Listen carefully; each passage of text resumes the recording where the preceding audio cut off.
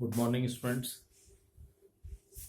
Electrostatics के संधारित्र वैद्युत धारिता वाले चैप्टर को हम अभी तक डिस्कस कर रहे हैं और उसमें बहुत सारी चीज़ें पिछले वीडियोस में आप देख चुके हैं।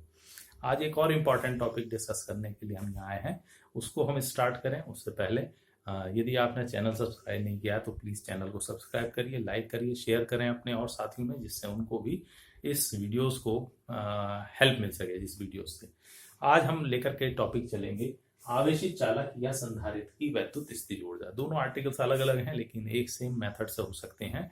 तो डेफिनेशन क्या है इसकी? किसी आवेशित चालक या संधारित्र को आवेशित करने में किया गया जो कार्य है, यानी किसी भी चालक को या किसी भी संधारित्र को जब हम आवेशित करना चाहते हैं तो उसके लिए हमें कुछ एनर्जी खर्च करनी पड़ती, कुछ कार्य करना पड़ता है और वही चालक या संधारित्र में वैद्युत स्थिर ऊर्जा के रूप में संचित हो जाता है, इकट्ठा हो जाता है। तो किसी चालक अथवा संधारित्र की वैद्युत स्थिर ऊर्जा उसको आवेशित करने में किए गए कार्य के बराबर होती है। तो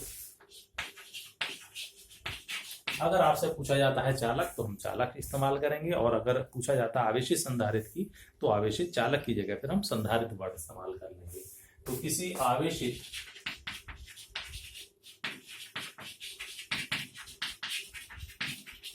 चालक अथवा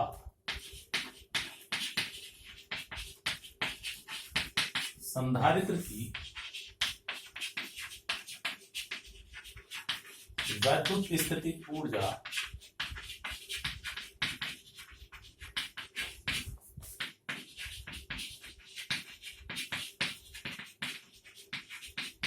चालक अथवा संधारित्र को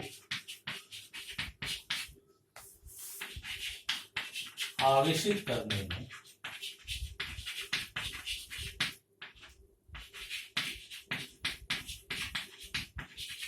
किए गए कार्य के बराबर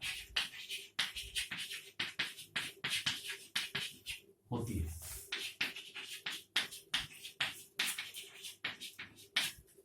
ठीक है, तो हम ये मान के चल रहे हैं कि हमारे पास कोई चालक या कोई संधारित्र है और जब उसको हमने Q आवेश दिया है तो उसके ऊपर जो वैद्युत विभव जनरेट हो रहा है, उत्पन्न हो रहा है, वो V।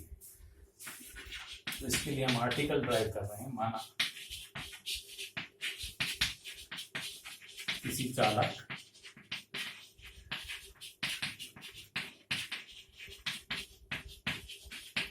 अथवा संधारित्र, ध्यान देंगे अगर चालक पूछा जा रहा तो केवल चालक इस्तेमाल लिखेंगे हम, और अगर हमसे संधारित्र पूछा जा रहा तो आवेशित संधारित्र लिखेंगे। इसलिए दोनों को हमने कॉमन भी लेकर चल रहे हैं। माना किसी चालक अथवा संधारित्र को Q आवेश देने पर उस पर उत्पन्न विभव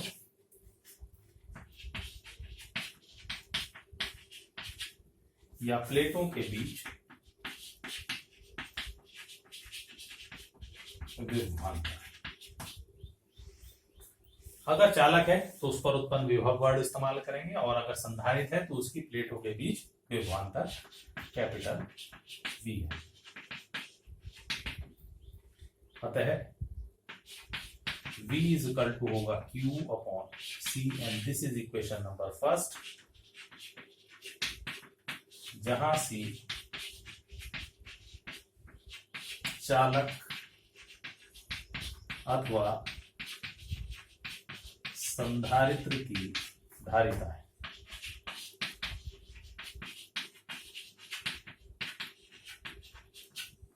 ठीक है, अब अगर हम चालक को बहुत छोटा विभव, सूक्ष्म विभव dq दें तो वो इतना छोटा विभव है कि उसके कारण विभव में परिवर्तन लगभग नगण्य मान सकते हैं, तब उसमें कितना कार्य किया जाएगा।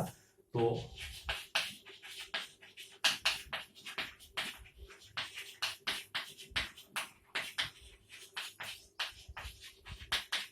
चालक अथवा संधारित्र को सूक्ष्म आवेश dq देने में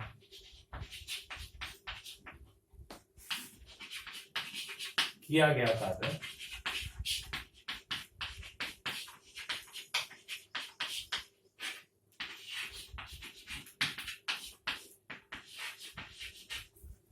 तो dw सूक्ष्म कार्य होगा v इंटू dq, समीकरण 1 से v की वैल्यू रखें तो that will be equal to q upon c into dq। ये है बहुत छोटा आवेश देने में, हम चाहते हैं टोटल आवेश q देने में कितना कार्य किया जाएगा। तो चालक अथवा संधारित्र को कुल आवेश Q देने में किया गया कार्य, तो W इज इक्वल टू होगा इंटीग्रेशन कहां से कहां तक, 0 टू Q और Q upon C into dq। Integration की हेल्प से 0 से लेकर Q आवेश तक देने में सभी कार्यों का योग इंटीग्रेशन से निकलेगा।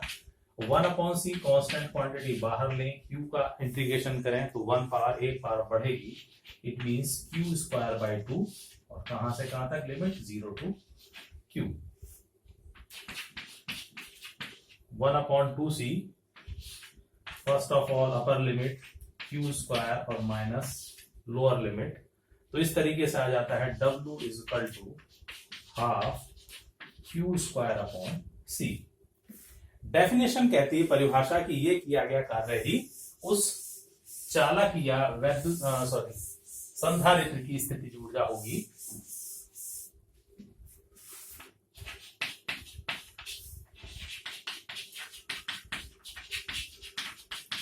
तो परिभाषा अनुसार U is equal to W स्थितिज ऊर्जा किए गए कार्य के बराबर है, half Q square upon C, and this is equation number 2। ये पहला सूत्र आ जाता है स्थितिज ऊर्जा के।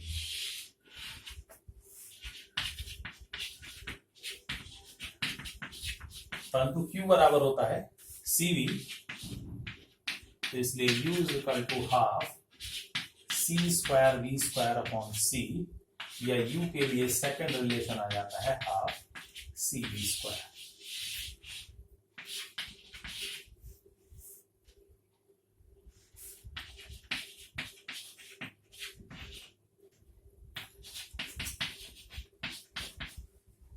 परंतु C को लिखा जा सकता है Q अपॉन V, तो therefore U is equal to half Q upon V into V square, 1 V gets cancel, तो एक और रिलेशन आ जाता है U is equal to half QV।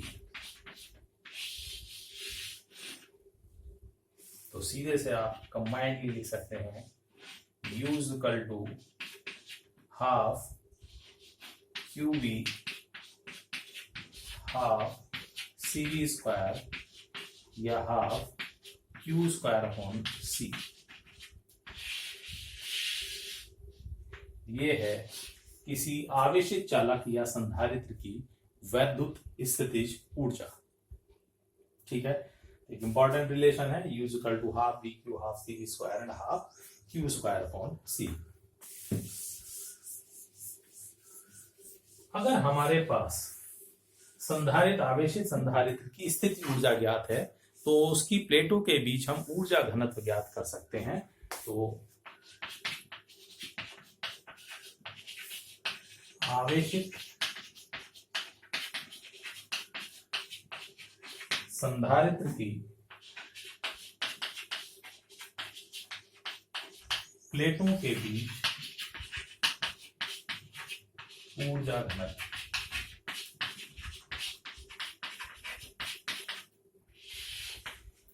संधारित्र की प्लेटों के बीच वैद्युत क्षेत्र होता है और वैद्युत क्षेत्र के रूप में स्थितिज ऊर्जा संचित रहती है। तो प्रति एकांक आयतन की जो स्थितिज ऊर्जा है, वैद्युत स्थितिज ऊर्जा है, वो कहलाएगा ऊर्जा घनत्व। वो ही हम यहाँ ज्ञात करना चाहते हैं। तो अभी हमने लिया है आवेशित संधारित्र की वैद्युत स्थितिज ऊर्जा।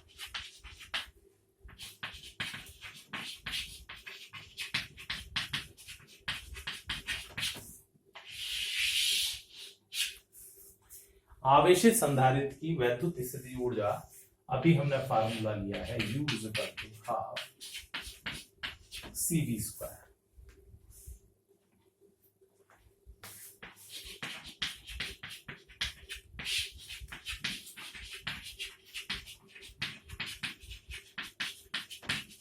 समांतर प्लेट संधारित्र की धारिता C इक्वल टू होता है KA/0/D। ये वैल्यू अगर यहां रख दी जाए तो therefore U equal to half और C की जगह KA/0/D और इंटू V स्क्वायर।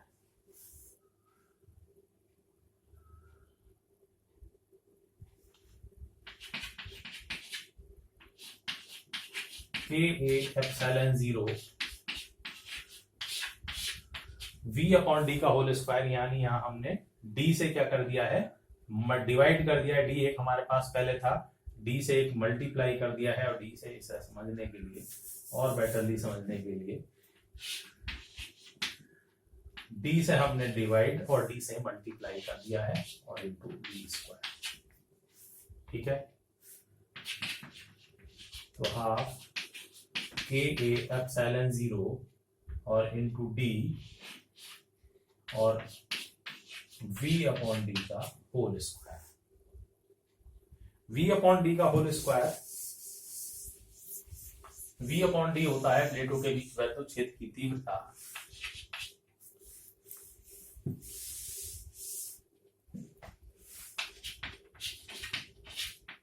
परंतु V/D इज इक्वल टू है कैपिटल E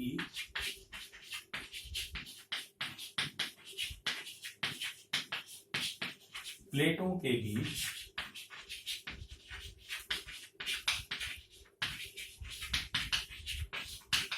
वैद्युत क्षेत्र की तीव्रता है। तो U इक्वल टू हो गया है हाफ KA/0 E स्क्वायर और into A into D। A area है, क्षेत्रफल, और D प्लेटों के बीच की दूरी, यानी ये हो गया वॉल्यूम। इसलिए प्रति एकांक आयतन की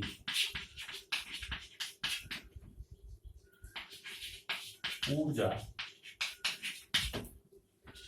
या जिसे हम कहेंगे ऊर्जा घनत्व, and that is small u is equal to capital U upon volume, आयतन। तो हमने संधारित्र के, समांतर प्लेट संधारित्र के आयतन से डिवाइड कर दें तो ये आ जाएगा हाफ KA/0 E स्क्वायर।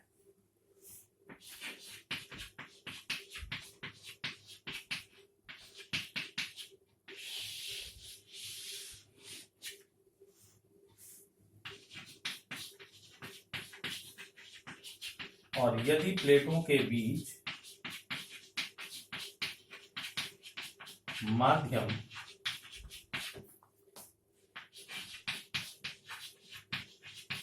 वायु हो तब उसके लिए K इज इक्वल टू 1 हो जाता है, और इसलिए U इज इक्वल टू होगा हाफ एप्सिलॉन 0 E स्क्वायर, और इतने जूल प्रति मीटर क्यूब।